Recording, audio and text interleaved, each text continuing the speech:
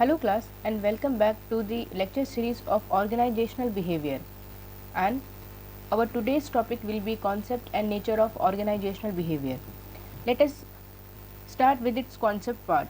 In our previous lecture we have studied about organizational behavior, in which we have discussed that organizational behavior is the study of human behavior in organizational settings, the interface between human behavior and the organization itself. तो हमने पिछली class में पढ़ा था कि organisation behaviour क्या है। ये एक स्टडी है जिसमें हम ह्यूमन बिहेवियर के बारे में पढ़ते हैं और उन ह्यूमन बिहेवियर्स के बारे में पढ़ रहे हैं जो किसी भी एक पर्टिकुलर ऑर्गेनाइजेशनल सेटिंग के अंदर काम कर रहे हैं। किस तरह ह्यूमन एक दूसरे के साथ डील करते हैं, किस तरह ह्यूमन और ऑर्गेनाइजेशन का इंटरेक्शन होता है और किस तरह ऑर्गेनाइजेशन के अंदर ह्यूमंस का बिहेवियर चेंज होता है अलग अलग सिचुएशंस के ऊपर। Researchers study the behaviour of individual primarily in their organizational role. तो ऑर्गेनाइजेशन बिहेवियर में जो रिसर्चर्स हैं उन्होंने हर एक इंडिविजुअल बिहेवियर की स्टडी की है जो पर्टिकुलरली किसी भी ऑर्गेनाइजेशन में किसी रोल में काम कर रहे थे। One of the main goal of organizational behaviour is to revitalize organizational theory and develop a better conceptualization of organizational life।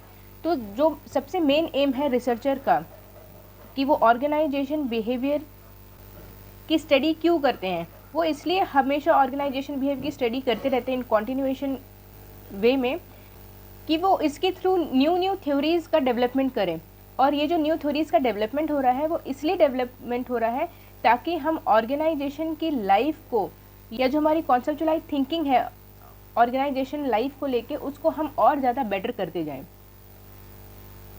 Organisational behaviour is directly concern with the understanding, prediction and control of human behaviour in organization. तो organization behaviour जो है वो directly concern होता है कि किस तरह हम ह्यूमन बिहेवियर को हम समझते हैं, किस तरह हम फर्दर उनके बिहेवियर के बारे में हम फर्दर प्रिडिक्शंस कर सकते हैं और किस तरह हम इन ह्यूमन के बिहेवियर को हम कंट्रोल कर सकते हैं पर्टिकुलर एक ऑर्गेनाइजेशन में रहते हुए। तो यहाँ पे क्वेश्चन उठता है कि हम क्यों किसी के बिहेवियर को हम कंट्रोल करते हैं। तो हम किसी के बिहेवियर को इसलिए कंट्रोल करते हैं ताकि वो अपना 100% दे के ऑर्गेनाइजेशन के गोल्स को वो अचीव कर पाए। उनको हम मोटिवेट करते हैं कि वो ऑर्गेनाइजेशन के गोल्स को वो फर्दर अचीव करें। Organizational behaviour is the study of both group and individual performance and activity within an organization. तो ऑर्गेनाइजेशन बिहेवियर क्या है, ये स्टडी है दोनों का, चाहे हम इंडिविजुअल परफॉर्मेंस की बात करें और चाहे हम ग्रुप परफॉर्मेंस की बात करें। हम इंडिविजुअल चाहे इंडिविजुअली परफॉर्मेंस को अचीव कर रहा है टारगेट्स को अचीव कर रहा है या वो ग्रुप में रह के वो टारगेट्स को अचीव कर रहा है, उसकी कैसी एक्टिविटीज़ हैं ऑर्गेनाइजेशन के अंदर। ऑर्गेनाइजेशन बिहेवियर डायरेक्टली इन तीनों पार्ट से डील करता है। This area of study examines human behavior in a work environment and determines its impact on job structure, performance, communication, motivation, leadership, etc. तो organisational behaviour में हम क्या करते हैं, हम एग्जामिन करते हैं ह्यूमन बिहेवियर का एक पर्टिकुलर वर्क एनवायरनमेंट में और उसमें हम देखते हैं कि ह्यूमंस का क्या इम्पैक्ट है जॉब स्ट्रक्चर में, उनकी परफॉर्मेंस में, कम्युनिकेशन में, मोटिवेशन में और लीडरशिप में। It is a systematic study and application of knowledge about how individual and groups act within the organization where they work. Organization behavior draws from other discipline to create a unique field. तो organization behaviour क्या है, ये एक systematic study है और हमारा application of knowledge है। तो कौन सी नॉलेज, हमारी वो सारी नॉलेज जो हमने प्रिंसिपल्स ऑफ मैनेजमेंट में पढ़ा था, जितनी भी थ्योरीज थी, जितने भी प्रिंसिपल्स हमने पढ़े हैं, उन सबका एप्लीकेशन पार्ट की हम बात कर रहे हैं। इसीलिए हमने पढ़ा था कि मैनेजमेंट क्या है, आर्ट भी है और साइंस भी है। साइंस मतलब जो कॉज एंड इफेक्ट से डील करता है, जिसका एक पर्टिकुलर एक्सपेरिमेंट होता है और जिसको हम प्रिडिक्ट कर सकते हैं। और आर्ट क्या है, इन थ्योरीज़ का एप्लीकेशन पार्ट, अलग अलग सिचुएशन पे हम किस तरीके की थ्योरीज़ को हम अप्लाई कर रहे हैं वो पार्ट। तो हम यहाँ पे एप्लीकेशन करते हैं हमारी जितनी भी नॉलेज है उसका किसके ऊपर, इंडिविजुअल्स के ऊपर और ग्रुप्स के ऊपर, क्योंकि ऑर्गेनाइजेशन के अंदर या तो इंडिविजुअल अकेले काम करेगा या तो वो ग्रुप में रह के काम करेगा। तो जो ऑर्गेनाइजेशन बिहेवियर है इसकी जितनी भी थ्योरीज प्रिंसिपल्स बने हैं वो अलग अलग डिसिप्लिन से बनाए गए हैं। अलग अलग डिसिप्लिन मतलब जैसे सोशियोलॉजी हो गया, पॉलिटिकल साइंस हो गया, एंथ्रोपोलॉजी हो गया। For example, when we review topics such as personality and motivation, we will again review studies from the field of psychology. तो जब हम बात करते हैं पर्सनैलिटी की, मोटिवेशन की, तो पर्सनैलिटी और मोटिवेशन ये कहाँ से आया है, ये साइकोलॉजी सब्जेक्ट से आया है। तो पर्सनैलिटी एंड मोटिवेशन में हमने जितनी भी थ्योरीज पढ़ी हैं वो सारी थ्योरीज कहाँ से आई हैं, साइकोलॉजी सब्जेक्ट से आई हैं। ऐसे ही the topic of team processes relies heavily on the field of sociology. इसी तरह जब हम टीम की बात पढ़ते हैं तो ये जो टीम कॉन्सेप्ट है और टीम की जितनी भी थ्योरी है वो सारी थ्योरी कहाँ से आई है, सोशियोलॉजी सब्जेक्ट से आई है। When we study power and influence in organization we borrow heavily from political science. ठीक है, तो जब हम पावर और पॉलिटिक्स के बारे में पढ़ेंगे या पावर एंड इन्फ्लुएंस के बारे में हम पढ़ेंगे तो इनकी जितनी भी थ्योरीज हैं वो हमने कहाँ से ली है, हमने पॉलिटिकल साइंस से ली है। And not even this, even medical science contribute to the field of organization behavior, particularly in the study of stress and its effects on individuals। तो केवल यही सारी फील्ड्स नहीं है, जैसे अभी हमने देखा सोशियोलॉजी, पॉलिटिकल साइंस या साइकोलॉजी, केवल इन्हीं फील्ड से हमने नहीं ली है थ्योरी सारी ऑर्गेनाइजेशन बिहेवियर में। मेडिकल साइंस का भी बहुत बड़ा रोल है, क्योंकि जब हम स्ट्रेस के बारे में पढ़ते हैं और स्ट्रेस से की वजह से इंडिविजुअल के ऊपर क्या इफेक्ट्स हो रहे हैं, तो ये सारे कॉन्सेप्ट हमने कहाँ से लिए, हमने मेडिकल साइंस से लिए हैं। Therefore, we can say that organization behavior draws from other discipline to create a unique field। तो ये इन सारी अलग अलग डिसिप्लिन से हमने क्या किया है, हमने थ्योरीज और प्रिंसिपल्स हमने लिए हैं जो हम डायरेक्टली अप्लाई कर सकते हैं ऑर्गेनाइजेशन सेटिंग में जो ह्यूमंस काम कर रहे हैं उनके ऊपर। Now coming to our next part, nature of organization behaviour. Organization behaviour has emerged as a separate field of study. The nature it has acquired is identified as follows. The first one is, it is a field of study and not a discipline. By definition, a discipline is an accepted science that is based on theoretical foundation। ठीक है, तो discipline क्या है, एक accepted science है जो किसी भी थ्योरेटिकल फाउंडेशन के ऊपर डिपेंडेंट होता है। जैसे इन डिसिप्लिन्स में आ जाता है हमारा BA, MA, sociology, psychology, BA हमने कर लिया, तो ये सारी क्या है, ये अलग अलग डिसिप्लिन्स हैं। But OB has a multi interdisciplinary orientation. लेकिन OB में क्या है, यहाँ पे हम कई सारी डिसिप्लिन्स के बारे में हम पढ़ते हैं और उसमें भी कई सारी डिसिप्लिन से ली गई वो थ्योरीज जो पर्टिकुलरली हम किसी भी ह्यूमन के ऊपर या ऑर्गेनाइजेशन के ऊपर हम अप्लाई कर सकते हैं। इस फील्ड में हम उन थ्योरीज और प्रिंसिपल्स के बारे में हम पढ़ते हैं। दस it is better reasonable to call OB a separate field of study rather than a discipline। ठीक है, इसीलिए हम ऑर्गेनाइजेशन को हम एक डिसिप्लिन में नहीं पढ़ते, ये एक सेपरेट फील्ड ऑफ स्टडी है।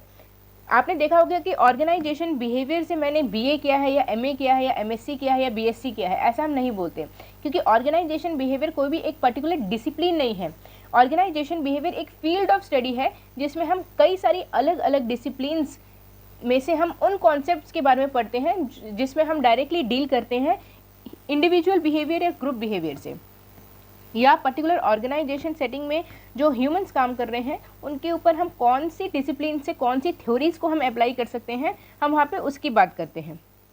Therefore, a discipline is an accepted science with a theoretical foundation that serves as the basis for research and analysis. Organization behavior is not accepted as science. It is treated as a distinct field of study in which we study principles, concepts and processes in this field of inquiry। ठीक है, तो organization behaviour एक अलग discipline नहीं है, ये एक field of study है जिसमें हम अलग अलग डिसिप्लिन्स से ली गई थ्योरीज को और उनके प्रिंसिपल्स के बारे में हम पढ़ते हैं। The second part is organization behaviour is an interdisciplinary approach. Interdisciplinary approach मतलब हमने अलग अलग डिसिप्लिन से हमने कुछ थ्योरीज, कुछ प्रिंसिपल्स हमने लिए हैं और उनकी हम स्टडी करते हैं ऑर्गेनाइजेशन सेटिंग में जो ह्यूमन रिसोर्स हमारा काम कर रहे हैं उनके ऊपर, चाहे वो इंडिविजुअल लेवल पे काम कर रहे हों और चाहे वो ग्रुप्स एंड टीम्स में काम कर रहे हों। Therefore, organization behavior is essentially an interdisciplinary approach to study human behavior at work. It tries to integrate the relevant knowledge drawn from related disciplines like psychology, sociology and anthropology to make them applicable for studying and analyzing organizational behavior।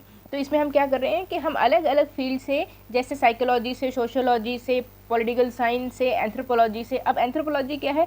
Anthropology में हम humans के nature के बारे में पढ़ते हैं, ठीक है। तो एंथ्रोपोलॉजी क्या है? It is a discipline in which we study human behaviour. तो हम इन सारी फील्ड से हम क्या करते हैं, हम थ्योरीज एंड प्रिंसिपल्स जो हम ऑर्गेनाइजेशन सेटिंग में हम ह्यूमंस के ऊपर अप्लाई कर सकते हैं, इन सारे थ्योरीज एंड प्रिंसिपल्स के बारे में हम पढ़ते हैं ऑर्गेनाइजेशन बिहेवियर में। Therefore, an interdisciplinary approach integrates the relevant knowledge drawn from different disciplines for some specific purpose. Organization behavior draws heavily from psychology, sociology, and anthropology.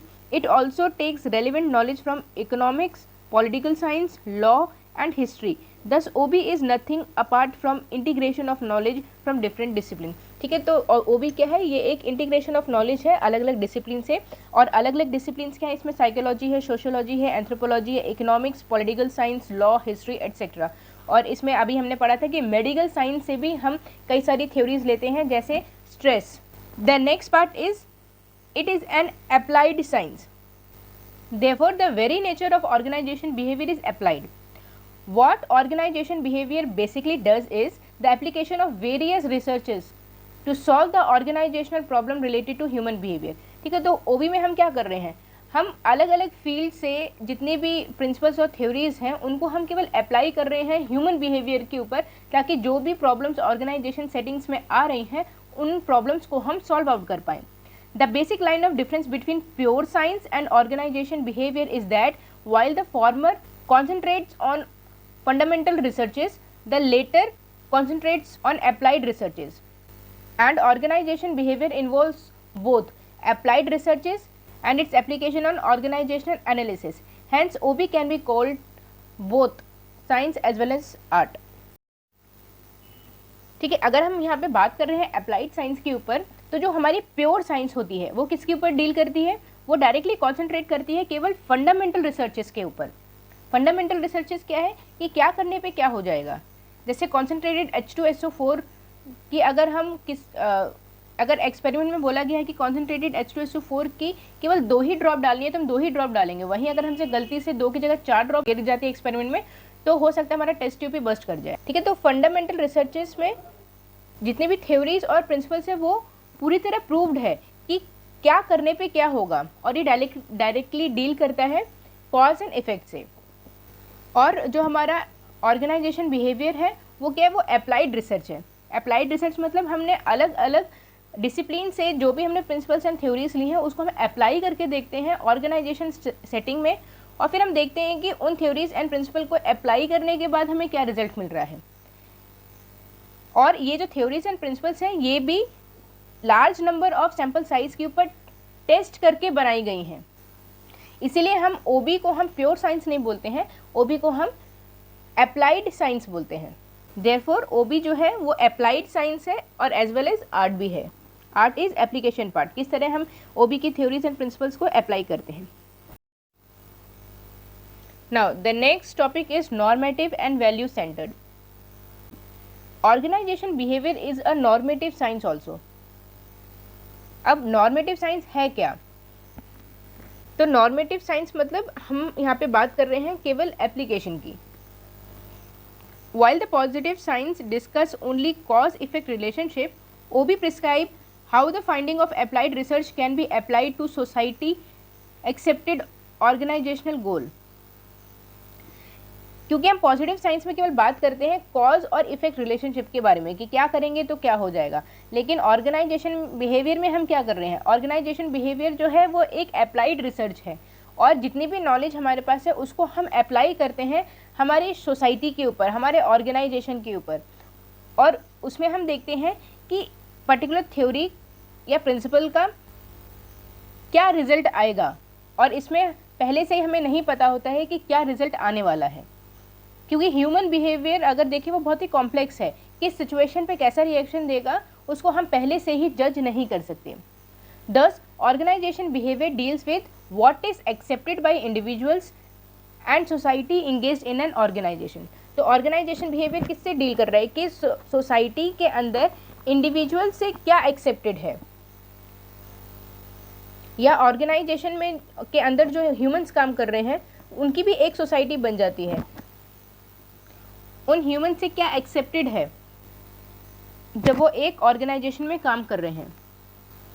Therefore we can say that organization behavior is normative and it is very well understood by the proliferation of management theories। ठीक है, तो जितनी भी हमने theories हमने पढ़ी है management की, वो सारी थ्योरीज को हम अप्लाई करते हैं कहाँ पे, ऑर्गेनाइजेशन सेटिंग में। और ऑर्गेनाइजेशन सेटिंग में क्या है, ह्यूमंस हैं जो डायरेक्टली डील कर रहे हैं एक दूसरे के साथ, और एक ऑर्गेनाइजेशन के अंदर रह के वो पर्टिकुलर ऑर्गेनाइजेशन के ऑब्जेक्टिव्स को अचीव करने के लिए वहाँ पे काम कर रहे हैं। तो हम क्या करते हैं, हम मैनेजमेंट की थ्योरीज को डायरेक्टली अप्लाई करते हैं ऑर्गेनाइजेशन सेटिंग में, और उसी को हम बोलते हैं organization behaviour. Positive science suggest only cause effect relationship, however normative science prescribe how the various findings of researches can be applied to get organizational result which are acceptable to the society. Thus, what is acceptable by the society of organization is matter of value to the people concerned. This aspect cannot be explained by positive science. ठीक है, तो society में क्या चीज़ accepted है वो किससे हमें पता चलेगा, वो नॉर्मेटिव साइंस से पता चलेगा। और इसमें कोई रोल नहीं होता है हमारा पॉजिटिव साइंस से, क्योंकि पॉजिटिव साइंस किससे डील कर रही है, वो डायरेक्टली डील कर रही है कॉज एंड इफेक्ट से। तो हम ऑर्गेनाइजेशन में क्या करते हैं कि जितने भी जो भी हमारा अप्लाइड रिसर्च है, वो अप्लाइड रिसर्च को हम अप्लाई करते हैं ऑर्गेनाइजेशन सेटिंग में या सोसाइटी में, और जो चीज़ सोसाइटी के थ्रू एक्सेप्टेड है उसी को हम फॉलो करेंगे, और जो सोसाइटी में जिसका रिजेक्शन जाता है उसको हम वहाँ फॉलो नहीं करेंगे। The fifth topic is humanistic and optimistic. Organization behaviour applies humanistic approach toward people working in the organization. तो ऑर्गेनाइजेशन बिहेवियर क्या है, वो ह्यूमनिस्टिक अप्रोच को अप्लाई करता है जितने भी ह्यूमंस काम कर रहे हैं। अब ह्यूमनिस्टिक अप्रोच क्या है, ह्यूमनिस्टिक अप्रोच मतलब जिसमें हम ह्यूमंस की फीलिंग्स, उनके मोटिवेशन, वो कब मोटिवेटेड हैं, कब वो मोटिवेटेड नहीं हैं, उनकी फीलिंग्स क्या है ऑर्गेनाइजेशन को लेके, उनका कोऑपरेटिव रिलेशनशिप आपस में है कि नहीं है, हम इन सब चीज़ों से हम डील करते हैं। और कौन सा ऑर्गेनाइजेशन का डिसीजन है जिसकी वजह से ह्यूमंस की फीलिंग्स अफेक्ट कर रही हैं, हम इन सब चीज़ों से यहाँ पे डील करते हैं। Therefore it deals with the thinking and feeling of human beings. तो ह्यूमनिस्टिक अप्रोच किससे डील करती है, थिंकिंग और फीलिंग से, ह्यूमंस की थिंकिंग एंड फीलिंग से। Organization behaviour is based on belief that people have an innate desire to be independent, creative and productive. Organization behaviour directly deal करता है किस चीज़ से, ऐसी बिलीफ से कि जो हमारे ह्यूमंस ऑर्गेनाइजेशन सेटिंग में काम कर रहे हैं उनके खुद के भी कुछ डिज़ायर होंगे, उनको भी डिपेंडेंसी नहीं चाहिए, उनको इंडिपेंडेंसी चाहिए, वो क्रिएटिव होना चाहते हैं और प्रोडक्टिव होना चाहते हैं। It also realize that people working in the organization can and will actualize these potentials if they are given proper condition and environment. जितने भी हमारे पोटेंशियल्स हैं जैसे क्रिएटिव होना, प्रोडक्टिव होना, तो ऑर्गेनाइजेशन बिहेवियर में ये रियलाइज़ किया गया है और ये प्रूव किया गया है कि हर एक इंडिविजुअल चाहता है कि उनको एक फ्री इन्वायरमेंट मिले ऑर्गेनाइजेशन के अंदर, ताकि इन सभी पोटेंशियल्स को वो और ज़्यादा इम्प्रूव कर पाएँ और इन अपने पोटेंशियल्स को वो समझ पाए। और अगर हम ऑर्गेनाइजेशन के अंदर ह्यूमंस को एक अच्छी कंडीशन और एक अच्छा इन्वायरमेंट देंगे तो वो मोर प्रोडक्टिव और मोर क्रिएटिव होते जाएंगे। इन्वायरमेंट अफेक्ट परफॉर्मेंस और वर्किंग इन एन ऑर्गेनाइजेशन। तो जैसा हम इन्वायरमेंट अपने ऑर्गेनाइजेशन में अपने वर्कर्स को दे रहे हैं, उससे वर्कर्स की परफॉर्मेंस और वर्कर्स के वर्किंग स्टाइल में बहुत ज़्यादा इफ़ेक्ट पड़ता है। अगर हम अच्छा इन्वायरमेंट देंगे तो वो और ज़्यादा प्रोडक्टिव और क्रिएटिव वे में काम करेंगे, और वहीं अगर हम हमारे ऑर्गेनाइजेशन का इन्वायरमेंट बहुत ज़्यादा अच्छा नहीं है या कोऑपरेटिव नहीं है या हमारे ऑर्गेनाइजेशन में रिस्ट्रिक्शंस बहुत ज़्यादा हैं, तो वहाँ पे वर्कर्स की परफॉर्मेंस और उनकी क्रिएटिविटी दोनों ही डाउन होते जाती है। The sixth topic is oriented toward organizational objective. Oriented toward organizational objective मतलब कि ऑर्गेनाइजेशन बिहेवियर जो है ऑर्गेनाइजेशन के ऑब्जेक्टिव को अचीव करने के लिए बना है। तो इसका मेन ओरिएंटेशन क्या है कि ऑर्गेनाइजेशन के ऑब्जेक्टिव्स को सबसे पहले अचीव करना। Organization behaviour tries to integrate both individual objective and organizational objective so that these are achieved simultaneously. For this purpose it suggest various behavioural approaches. ठीक है, तो ऑर्गेनाइजेशन बिहेवियर क्या करता है, इंडिविजुअल ऑब्जेक्टिव्स को या इंडिविजुअल गोल को ऑर्गेनाइजेशन के ऑब्जेक्टिव या ऑर्गेनाइजेशन के गोल के साथ जोड़ देता है। ठीक है, जैसे हर एक इंडिविजुअल का ऑब्जेक्टिव होता है ऑर्गेनाइजेशन में काम करने का, कि वो ऑर्गेनाइजेशन में जाएंगे, अच्छा परफॉर्मेंस देंगे तो उनको अच्छा रिवॉर्ड वहाँ से मिलेगा या अच्छी रेन्यूमरेशन मिलेगी, अच्छी सैलरी पैकेज उनको मिलेगा। तो उनका मेन ऑब्जेक्टिव क्या है कि ऑर्गेनाइजेशन से अच्छा पैकेज उठाना ताकि उनकी लिविंग कंडीशन इम्प्रूव हो पाए। और ऑर्गेनाइजेशन का एम क्या होता है कि मैक्सिमम प्रॉफिट को अटेन करना। तो अगर ऑर्गेनाइजेशन में मैक्सिमम प्रॉफिट आएगा तभी हम इंडिविजुअल को अच्छी सैलरी पैकेज दे पाएंगे। इसका मतलब अगर ऑर्गेनाइजेशन का ऑब्जेक्टिव फुलफिल होगा तभी इंडिविजुअल ऑब्जेक्टिव फुलफिल हम कर पाएंगे। ठीक है, तो अगर ज़्यादा प्रॉफिट आएगा ऑर्गेनाइजेशन को तो अच्छा पैकेज अपने एम्प्लॉयज़ को देगा। वहीं अगर ऑर्गेनाइजेशन में प्रॉफिट्स ही नहीं आ रहा है तो वो अपने एम्प्लॉयज़ को अच्छा पैकेज कैसे देगा। तो ऑर्गेनाइजेशन बिहेवियर क्या है, it is oriented toward organizational objective, जिसमें हम इंडिविजुअल ऑब्जेक्टिव और ऑर्गेनाइजेशन ऑब्जेक्टिव दोनों को ही हम एक दूसरे से इंटीग्रेट कर देते हैं। The last topic in this is a total system approach. The system approach is one that integrates all the variables affecting organizational function. ठीक है, सिस्टम अप्रोच मतलब कि ऑर्गेनाइजेशन का सिस्टम, और ऑर्गेनाइजेशन सिस्टम में कई सारे वेरिएबल्स हैं और इन सारे वेरिएबल्स की वजह से ऑर्गेनाइजेशन में जो भी हम काम कर रहे हैं वो अफेक्ट होता है। जैसे कौन कौन से वेरिएबल्स होते हैं, जैसे मशीन्स होती है ऑर्गेनाइजेशन में, ह्यूमंस होते हैं, उनका मोटिवेशन है, उनकी क्रिएटिविटी है। तो ये सारी चीज़ें क्या हैं, ये डायरेक्टली इंटीग्रेट होती हैं ऑर्गेनाइजेशन के फंक्शनिंग से। The system approach has been developed by the behavioural scientist to analyse human behaviour in view of his और हर सोशियो साइकोलॉजिकल फ्रेमवर्क। ठीक है, तो जितने भी ह्यूमंस ऑर्गेनाइजेशन में काम कर रहे हैं वो पर्टिकुलर किसी ना किसी सोसाइटी से आ रहे हैं, तो वो डायरेक्टली डील कर रहे हैं उनके सोशियो साइकोलॉजिकल फ्रेमवर्क से। क्योंकि हर एक ह्यूमन कैसी सोसाइटी से आ रहा है उस सोसाइटी का एक साइकोलॉजिकल इम्पैक्ट पड़ता है पर्टिकुलर एक ऑर्गेनाइजेशन में। क्योंकि एक ऑर्गेनाइजेशन में केवल एक ही सोसाइटी से इंडिविजुअल्स नहीं आ रहे हैं, वो अलग अलग कल्चर से आ रहे हैं, अलग अलग सोसाइटी से आ रहे हैं। और अलग अलग कल्चर और सोसाइटी कहाँ आ रही है, एक ही ऑर्गेनाइजेशन में। तो ऑर्गेनाइजेशन को डील करना पड़ता है different kind of socio psychological framework से। Man's socio psychological framework makes man a complex one and the system approach tries to study his or her complexity and find solution to it. ठीक है, तो जो man है वो अलग अलग क्योंकि सोसाइटी से आ रहा है तो उसका सोशियो साइकोलॉजिकल फ्रेमवर्क भी एक दूसरे से एकदम अलग होगा। और एक जब वो ऑर्गेनाइजेशन में आ जाता है तो यही सोशियो साइकोलॉजिकल फ्रेमवर्क बहुत ही कॉम्प्लेक्स बन जाता है। तो सिस्टम अप्रोच में हम क्या करते हैं, हम इन्हीं अलग अलग सोशियो साइकोलॉजिकल फ्रेमवर्क से आए हुए मैन्स या ह्यूमन्स की हम स्टडी करते हैं और हम रिजॉल्व करते हैं इनकी कॉम्प्लेक्सिटी को। और रिजॉल्व करने के बाद जो भी सॉल्यूशन हमें मिलता है उसको हम अप्लाई करते हैं। ठीक है, तो टोटल सिस्टम अप्रोच में यहाँ क्या दिया है, in this the living system of an organization is viewed as an enlargement of a man. The system approach is an integrative approach which takes into account all the variables affecting organizational functioning. It includes behavioral science, sociological factors, interpersonal orientation, social and cultural factor.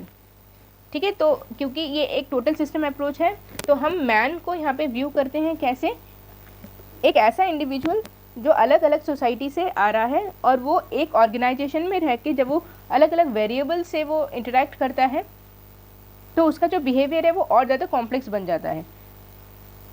क्योंकि वो अलग culture से आया है, अलग society से आया है, उसकी थिंकिंग या उसकी साइकोलॉजी अलग होगी। और ऑर्गेनाइजेशन बिहेवियर क्या करता है, ये इन्हीं ह्यूमन से डील करता है और फाइंड आउट करता है या रिजॉल्व करता है इनकी कॉम्प्लेक्सिटी को और फाइंड आउट करता है एक solution. Therefore we have studied that organization behaviour is a very complex subject. और इस सब्जेक्ट में हम अलग अलग फील्ड की नॉलेज को हम पढ़ते हैं या प्रिंसिपल और थ्योरीज़ को पढ़ते हैं और इन प्रिंसिपल एंड थ्योरीज़ को हम अप्लाई करते हैं इनके ऊपर, ह्यूमंस के ऊपर जो एक पर्टिकुलर ऑर्गेनाइजेशन सेटिंग में काम कर रहे हैं। तो ऑर्गेनाइजेशन बिहेवियर की जो डिसिप्लिन्स हैं उनमें मेन ये 3 डिसिप्लिन्स आ जाती है। वैसे तो कई सारी डिसिप्लिन्स है। First is psychology, second is sociology and third is anthropology.